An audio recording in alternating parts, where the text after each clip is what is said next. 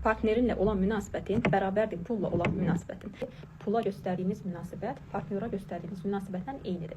Ona görə də bir dənə mövzu üzərində işləyəndə hər iki mövzuya təsir edir. Məsələn, partnyor soyuqdursa, mütləq şəkildə pulla aranızda məsafə var. Ola bilər qazanırsınız, amma aranızda məsafə var. Və yaxud da partnyora qəzzəbli isə biz, ola bilər pul qazanırıq, amma sanki o pula qəzzəbliyik. Niyə? Məsələn, sanki pulla danışdaq nə deyərik? Sənə görə bir çox şeyləri yaşaya bilmirəm, sənə görə bir çox şeylərdən məhrum oluram, sən niyə mənə az gəlirsən? Baxın, görürsünüz, pula qarşı bir qəzzəb var orada. Pula qarşı olan qəzzəb bərabərdir yenə partnyora qarşı olan qəzzəb. Çünki biz düşünürük ki, pul bizim ehtiyacımızı ödəmir lazımınca. Eyni şey partnyor haqqında da düşünürük. Onun üçün də əgər aranızda məsafə varsa pulla, soyuqluq varsa, eyni partnyorla yaşadığınız hisslərdir. Biz elə bilirik ki, pulu çox istəyirik, çox sevirik, amma əslində ona qəzəbliyik.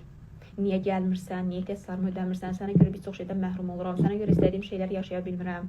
Biz pula qəzzəbliyik əslində, partnyoru olduğumuz kimi.